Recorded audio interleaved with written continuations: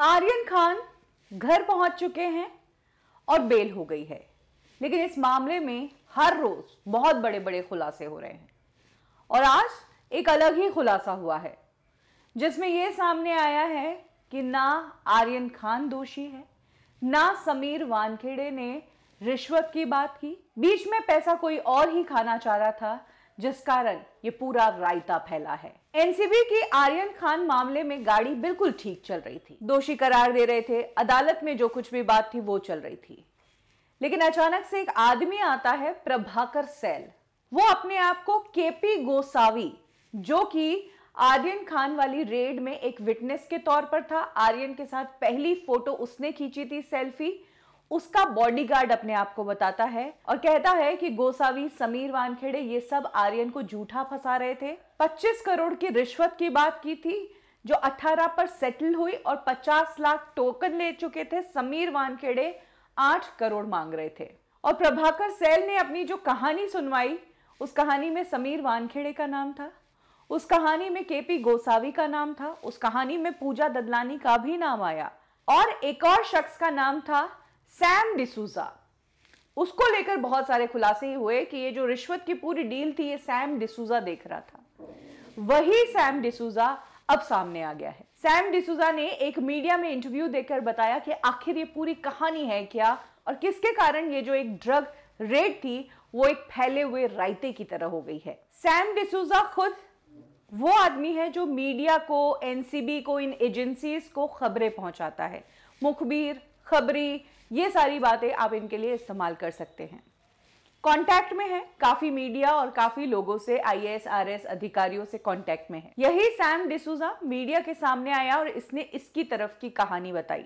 कहानी थोड़ी लंबी है, मैं आपको शॉर्ट में और क्रिस्प करके बताने की कोशिश करूंगी। इसका कहना है कि 1 अक्टूबर की रात को इसके पास सुनील पाटिल नाम के शख्स का कॉल आता है।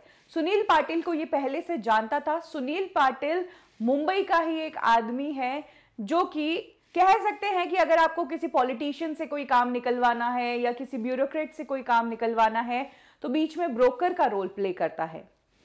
उस सुनील पाटिल से इसकी जान पहचान थी।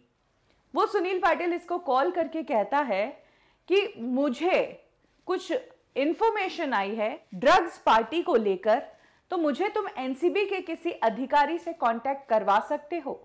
क्योंकि सैम का रोज का ये काम है, काफी लोगों से कांटेक्ट में है, तो उसने एनसीबी के अधिकारी की सुनील पाटिल से बात करवा दी। इसके बाद सुनील पाटिल कहता है कि मेरा एक आदमी है, तुम्हें कांटेक्ट करेगा, तुम उसे एनसीबी के अधिकारियों से मिलवा देना। यह आदमी होता है केपी गोसावी, जो कि एक प्राइवेट डिटेक्टिव है। फ्रॉड का मामला ऑलरेडी इस पर चल रहा होता है और अहमदाबाद में होता है। ये 1 अक्टूबर को रात को सैम डिसूजा को कॉल करके कहता है कि कल सुबह मैं मुंबई पहुंच रहा हूं। केपी गोसावी मुंबई पहुंच जाता है, रेड हो जाती है, जो भी। इस पूरे सीन से सैम डिसूजा गायब रहता है। सैम डिसूजा सीन में वापस आता है उसी रात को जिस दिन रेड हुई, यानी कि 2 अक्टूबर की रात के टाइम 8 से 8:30 के बीच, जब सैम डिसूजा हर रोज की तरह अपना डिनर कर रहा होता है तो सुनील पाटिल का ही फिर कॉल आता है और वो कहता है कि जहां रेड हो रही है वहां जाके देखो तो सही, मैंने सुना है किसी फिल्म स्टार का बेटा पकड़ाया है, तो जाकर देखो कौन है, पहचान करो। पाटिल के कहने पर सैम डिसूजा क्रूज पर पहुंचता है। वहां पर गोसावी होता है। पहली बार गोसावी से मुलाकात सैम डिसूजा की वहीं पर होती है। सुबह के 12:30 बजे के आसपास पता चलता है कि जो बंदा अरेस्ट हुआ है वो आर्यन खान है और शाहरुख खान का बेटा है। अकॉर्डिंग टू सैम डिसूजा, केपी गोसावी आर्यन के साथ बैठा होता है। वो जो सेल्फी थी वो तभी की थी और उसके बाद केपी गोसावी सैम को बोलता है कि आर्यन का नाम लिस्ट में नहीं है, ना ही आर्यन के पास से कुछ ड्रग्स बरामद हुए हैं। आर्यन के पास एक सिल्वर बैग भी था जो आर्यन ने खोल कर दिखा दिया, उसमें से भी कुछ नहीं मिला और गोसावी ने उस बैग की भी फोटोज और वीडियोस ली। तो आर्यन को बचाना है, आर्यन को निकालना है। केपी गोसावी ये बात सैम को कहता है और कहता है कि आर्यन के किसी भी फैमिली मेंबर से या जो कोई भी है उससे कांटेक्ट करवाओ। तो सैम डिसूजा अब शाहरुख की टीम को केपी गोसावी से कनेक्ट करवाने की कोशिश करता है। सैम का एक कॉमन फ्रेंड है जो रंजीत बिंद्रा। अब रंजीत बिंद्रा वो शख्स है जो अंडरवर्ल्ड से भी रिलेटेड है। शिल्पा शेट्टी की जो बेस्टियन रेस्टोरेंट है उसमें पार्टनर है और प्रॉपर्टी का बड़ा काम है। कई बार नाम आ चुका है रंजीत बिंद्रा का। तो सैम किसी फ्रेंड के थ्रू रंजीत बिंद्रा को जानता था और पूजा ददलानी और रंजीत बिंद्रा अच्छी जान पहचान वाले हैं, सेम सर्कल में है, उठना बैठना है। तो सैम ने क्या किया, केपी गोसावी के मोबाइल से आर्यन का एक वॉइस नोट लिया जिसमें आर्यन बोलता नजर आता है, hi dad, I am at NCB. Shahrukh के लिए वो मैसेज देता है। वही मैसेज आगे रंजीत बिंद्रा को भेजा जाता है जो पूजा ददलानी तक पहुंचता है और उसके बाद पैसों को लेकर इनकी कुछ बात होती है। केपी गोसावी बातों बातों में मैसेज पहुंचाता है पूजा ददलानी तक कि 50 लाख रुपए में काम हो जाएगा, आपका आर्यन फ्री आ जाएगा।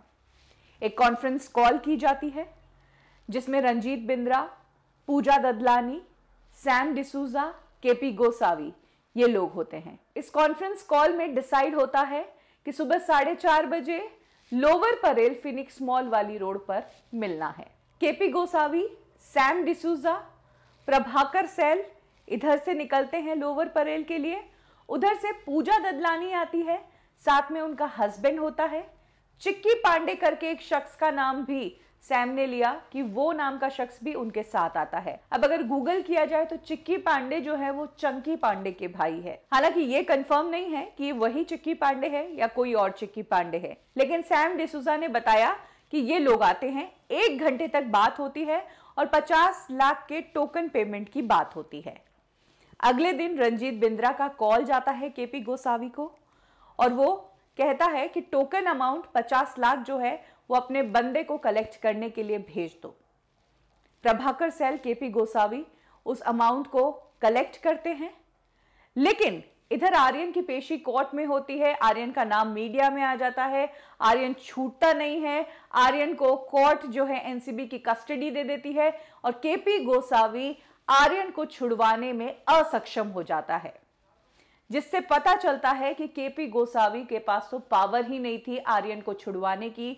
वो फ्रॉड कर रहा था, झूठ कर रहा था और झूठ बोल के उसने ये 50 लाख रुपए ले लिए हैं। तो शाहरुख की टीम ने वापस सैम डिसूजा को मैसेज भिजवाया कि आर्यन तो बाहर आया नहीं, काम तो हुआ नहीं, आप 50 लाख रुपए वापस दो। यही कारण है कि प्रभाकर सैल ने अपने बयान में कहा था कि 38 लाख मुझे केपी गोसावी देता है और कहता है कि सैम डिसूजा को देकर आ जाओ। तो 38 लाख रुपए ही आते हैं 50 में से।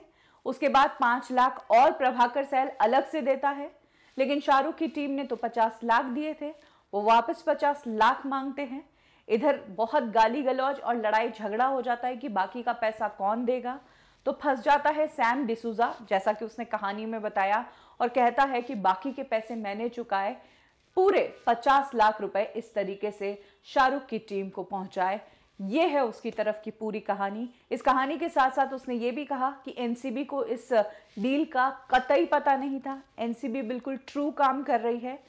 ये जो रिश्वतखोरी है इसमें एनसीबी थी ही नहीं, उन्हें इस डील का पता ही नहीं था और समीर वानखेड़े किसी सीन में थे ही नहीं। दूसरी बात जो सामने आती है वो ये कि आर्यन के पास से कुछ नहीं मिला था। आर्यन का नाम लिस्ट में भी नहीं था। उसके बावजूद क्यों आर्यन 20 दिनों तक गया? अब इस खुलासे के बाद सैम डिसूजा का कहना है कि वो भी एक एफिडेविट फाइल करेगा, अपना स्टेटमेंट देगा और उसको सिक्योरिटी चाहिए क्योंकि उसे भी अब धमकियां मिल रही है। तो एक नया विस्फोटक खुलासा आर्यन ड्रग्स केस में हुआ है।